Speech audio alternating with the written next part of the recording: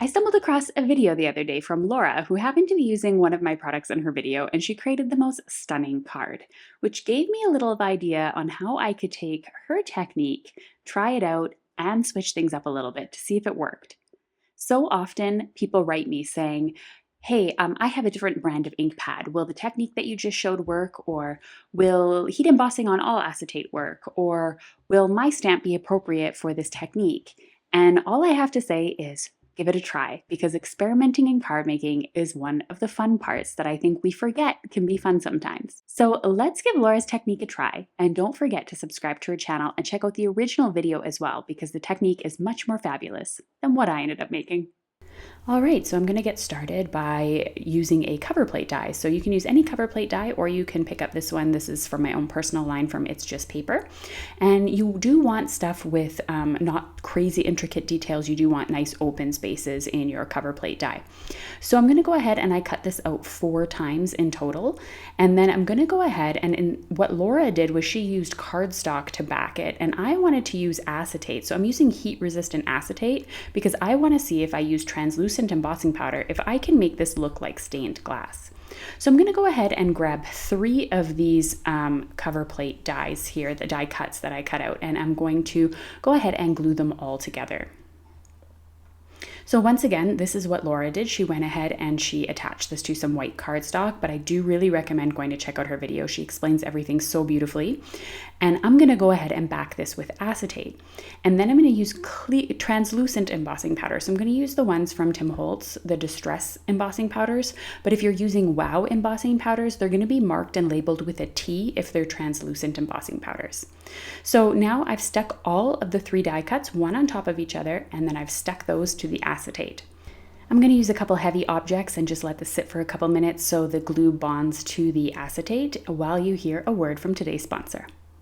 You know, sometimes when we try a new technique, it can be pretty scary, and it's really helpful to have some guidance. So a big thank you for Craftsy for sponsoring today's video. So recently I checked out a course on Craftsy called Wild Cards, 21 Techniques Using Your Favorite Supplies, and I'm pretty sure you're going to enjoy that one too. You know that I'm all about creating easy cards here on my channel.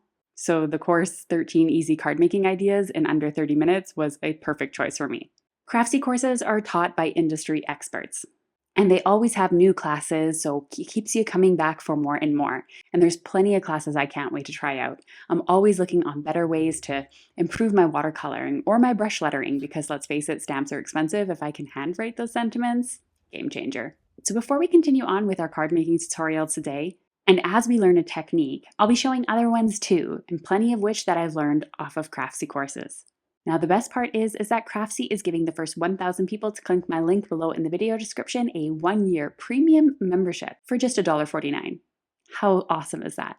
And there's not just card making either. There's knitting, crocheting, baking, cooking, anything you can imagine to fulfill your creative life. So a big thank you for Craftsy for sponsoring today's video, and I hope you'll join at that premium membership cost for $1.49. Let's get back to crafting.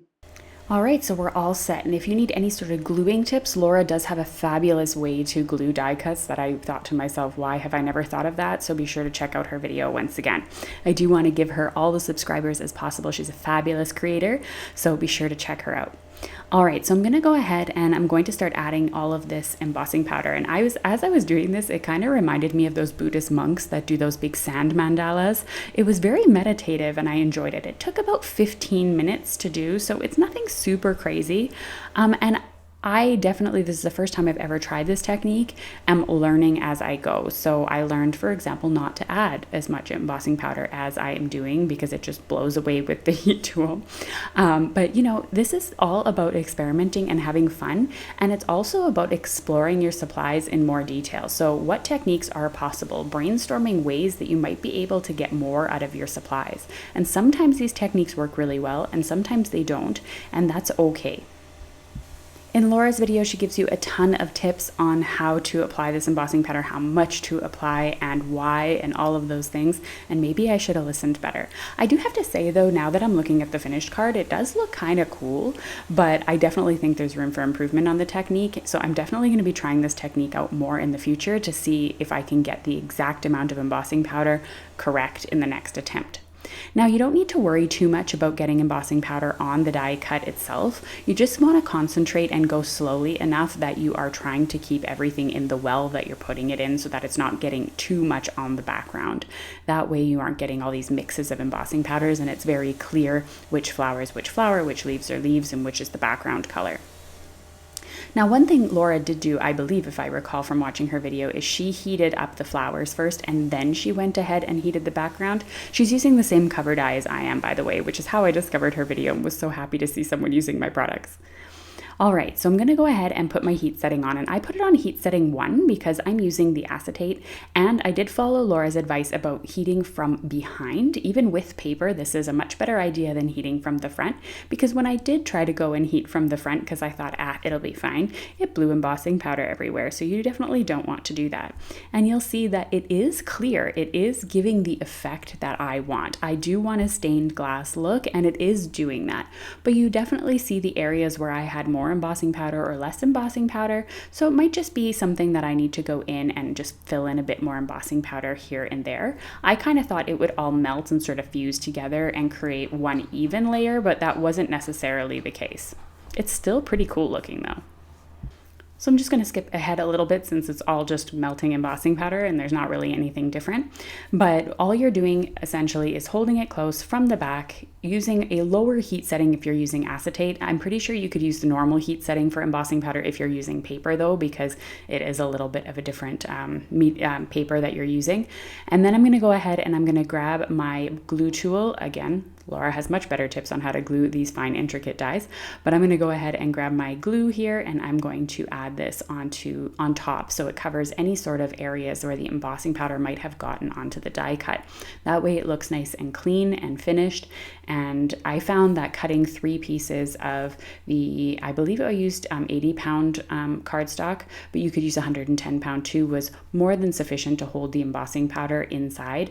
And then adding this on top just made things really sturdy and easy. But how do you attach this to a card and still keep that clear feature alive? I'm going to show you how to do just that in just a second. So let's take a look at what we have so far. You can see here the background, and I really think the flowers look fabulous. I think I'm going to leave those next time. If I do this card again, I'm going to keep the flowers where they are, and I'm going to then go ahead and not do the background, and I think it's going to look just as great. And can we just give a shout out to that amazing flop of the embossing powder that just fell into the lid rather than onto my table? I'm pretty proud of myself for that. So I'm going to cut myself a piece of cardstock that is 4 1/4 inches wide. And then what I'm going to do, instead of cutting it and scoring it at 5 1/2 inches, I'm going to cut it just slightly larger than 5 1/2 inches.